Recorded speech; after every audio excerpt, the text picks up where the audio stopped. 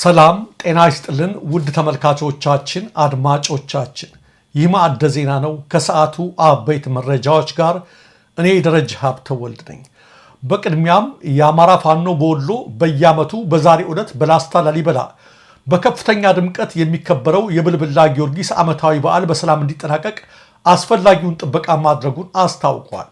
በስፍራው ከምዕመናኑ ጋር በመገኘት በዓሉን ያከበሩትና ለታላቁ በዓል እንኳን አደረሳችሁ የሚል መልእክት ያስተላለፉት የወሎ ዕዝ ፋኖዎች የመከላከያ ኃይሎች እንደተለመደው ህዝብ በሚበዛበትና በበዓላት ቦታ በመተኮስ ክብረ በዓሉን እንዳያደፈርሱ በከፍተኛ ኃላፊነት መንፈስ ጥበቃ ሲያደርጉ መዋላቸውን አስታውቀዋል። በክብረ በዓሉ ላይ የተገኙ ምዕመናንና የሃይማኖት አባቶችም ለፋኖ ኃይሎቹ ምስጋና ያቀረቡ ሲሆን በዓሉ ሲጠናቀቅ አብረው ፎቶዎችን በመነሳት ፍቅራቸውን ገልጸውላቸዋል። በስፍራው ከተገኙት የሃይማኖት አባቶች መካከል አንዱ የዘንድሮ የላስታ ላሊበላ ብልብላ ጊዮርጊስ ዓመታዊ ክብረ በዓል አከባበር የተሳካ እንዲሆን ፋኖ ወንድሞቻችን ላደረጉልን ድጋፍ ምስጋናችን ከፍ ያለ ነው ሲሉ አስተያየታቸውን ሰጥተዋል።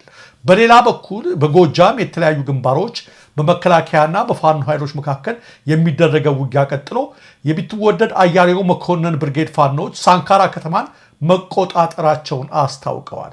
የጎጃም አገው ምድር ክፍለ ጦር የህዝብ ግንኙነት መምሪያ እንዳስታወቀው ላለፉት ቀናት በሳንካራና አጎራባች አካባቢዎች ሲደረግ የቆየው ውጊያ በቢትወደድ አያሌው መኮንን ብርጌድ ፋኖች አሸናፊነት ተደምድሟል ብለዋል።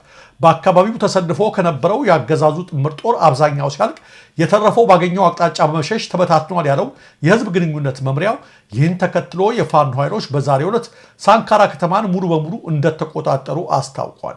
የፋኖ ተዋጊዎቹ ወደ ሳንካራ ሲገቡ የከተማ ነዋሪዎች ደማቅ አቀባበል እንዳደረጉላቸውም ጨምሮ ተናግረዋል። በተመሳሳይ የ10 አለቃ ኤፍሬም አጥናፉ ብርጌድ ፋኖች ወደ አዲስ ቅዳም ከተማ ሰርገው በመግባት በስፍራው ተከማችቶ በነበረው የመከላከያ ጦር ላይ ድንገተኛ ጥቃት ፈጽመው ከፍ ያለ ጉዳት ማድረሳቸውን የህዝብ ግንኙነት መምሪያው ገልጿል። በጉዳዩ ዙሪያ እስካሁን ከመከላከያ በኩል የተሰጠ ምንም አይነት መግለጫም ሆነ አስተያየት የለም። የሚሰራ ሰው በድህነት መኖር የለበትም ሲል የሰራተኛ ማህበራት ኮንፌዴሬሽን አሳሰበ። በኢትዮጵያ 50ኛው ዓለም አቀፍ የላብ አደሮች ቀን በተለያዩ ሁነቶች እየተከበረ ውሏል። የኢትዮጵያ ሰራተኞች ማህበር ኮንፌዴሬሽን ኢሰመኮ ፕሬዝዳንት ካሳሁን ፎሎ ኢትዮጵያ ከሌሎች ጎረቤት ሀገራት ዝቅተኛ ደሞዝና ከፍተኛ ግብር የሚከፈልባት ሀገር ናት ያሉ ሲሆን በሀገሪቷ እየጨመረ በመጣው የኑሮ ውድነት የሰራተኞችን የኑሮ ደረጃ እየፈተነ ይገኛል ብለዋል። ሰራተኞች እየተከፈላቸው ባለው ዝቅተኛ ደሞዝ ኑሯቸውን መምራት ባለመቻላቸው መንግስት ዝቅተኛ የደሞዝ ወለል ሊደነግግ እንደሚገባም ፕሬዝዳንቱ አሳስበዋል። ሀገሪቷ ያለችበትን ተጨባጭ ሁኔታ ከግምት ውስጥ በማስገባትም ፍትሐዊ የታክስ አከፋፈል ሊኖር እንደሚገባም አጽንኦት ሰጥተዋል። በዚሁ መድረክ ላይ ተገኝተው መንግስት እንደ ሀገር ያለውን የኑሮ ውድነት ጫና ለመቀነስ ከፍተኛ በጀት በመመደብ ዝቅተኛ ገቢ ላለው የማህበረሰብ ክፍልና ሰራተኛ ድጎማ እያደረገ ይገኛል ያሉት የስራና ክህሎት ሚኒስትር ዴኤታ ዳንኤል ተሬሳ ናቸው። ሚኒስትር ዴኤታው ስለ የትኛው ድጎማ እንዳወሩ ግን እስካሁን ግልጽ አይደለም። የኢትዮጵያና ኢጋድ የአሰሪዎች ኮንፌዴሬሽን ምክትል ፕሬዚዳንት ዳዊት ሞገስ በኢትዮጵያ የሰራተኞችን መብት የሚያስከብር ህገ መንግስታዊ ህግ ቢኖርም በተፈጻሚነቱ ዙሪያ ግን ክፍተቶች ይስተዋላሉ ብለዋል። የዘንድሮ የላብ አደሮች ቀን እየተከበረ የሚገኘው መንግስት ላቀረብናቸው ጥያቄዎች አስቸኳይ ምላሽ ይስጠን በሚል መሪ ሀሳብ ነው።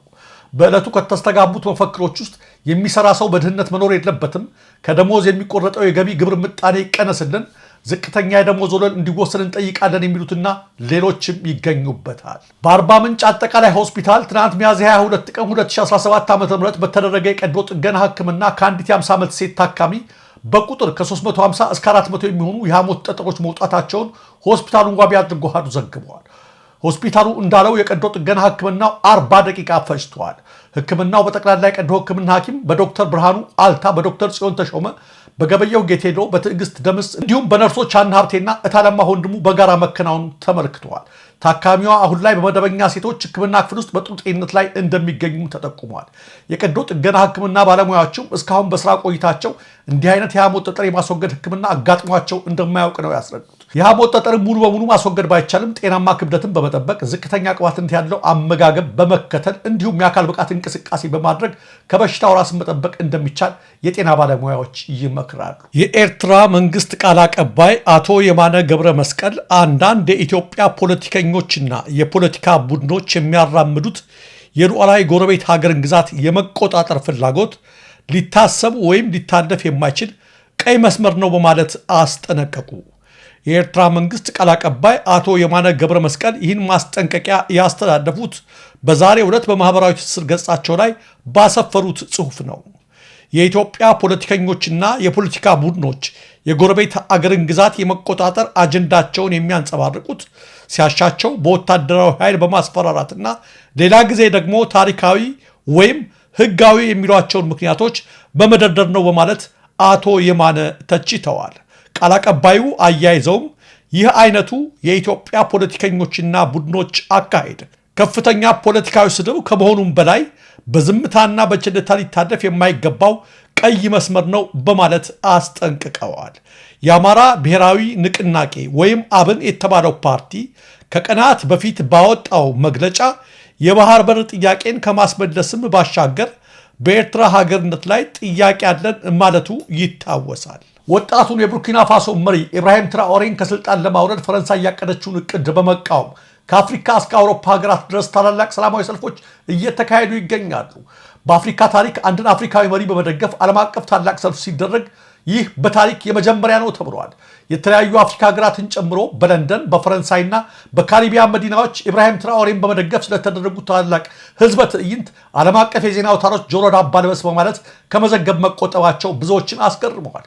በኬንያ፣ ሴኔጋል፣ ናይጄሪያ እና በሌሎች ሀገራት የሚገኙ አፍሪካውያንም የራሳቸውን ሀገር መሪ ሳይሆን የቡርኪናውን ፕሬዝዳንት የትራኦሬን ምስል በየግድግዳቸው በየቤት መኪኖቻቸውና በየአውቶቡሶች ላይ በማድረግ ድጋፋቸውን መግለጽ ጀምረዋል። ወጣቱ መሪ ትራኦሬ ማዕድናችንና ሀገራዊ ሀብታችን በፈረንሳይና በአገሮቿ ሲበዘበዝ ቆይቷል በሚል በስልጣኑ ማግስት የተለያዩ ማስተካከያ ያላቸውን እርምጃዎች መውሰዱን ተከትሎ በምዕራባውያኑ ጥርስ ውስጥ ከመግባቱን ባሻገር በአሜሪካና በፈረንሳይ የእስር ትዕዛዝ የወጣበት ሲሆን በተደጋጋሚ የተደረጉበትን የመፈንቅለ መንግስትና የግድያ ሙከራዎች አክሽፏል።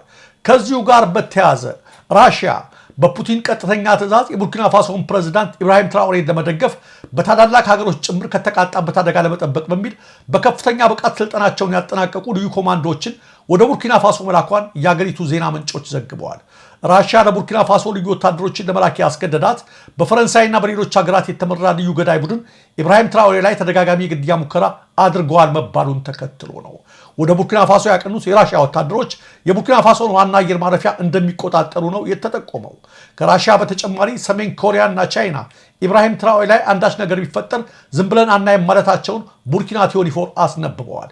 የራሽያው ፕሬዝዳንት ፑቲን እኛ እያለን ኢብራሂም ትራኦሬ ላይ ምንም አይነት አደጋ አይደርስበትም፣ አሜሪካና ፈረንሳይ የአንድ ነፃ ሀገር ፕሬዝዳንትን ይዘው የማሰር መብት የላቸውም ያሉ ሲሆን ይህን ስናደርግ ሩሲያ ከቡርኪና ፋሶ ምንም ነገር አትሰርቅም፣ ሀብት ብዝበዛ የማድረግ ፍላጎት የላትም፣ ፍትሐዊ ንግድ እንዲኖረን ብቻ እንፈልጋለን ብለዋል።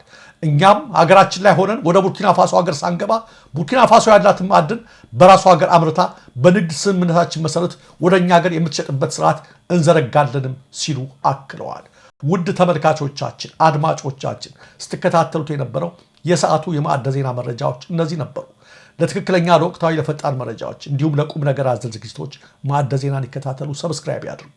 ኢትዮጵያ ሀገራችን፣ ምስራቅ አፍሪካችን በሰላም በአንድነት በሞገስ በነፃነት በፍቅርና በክብር ለዘላለም ይኑሩ።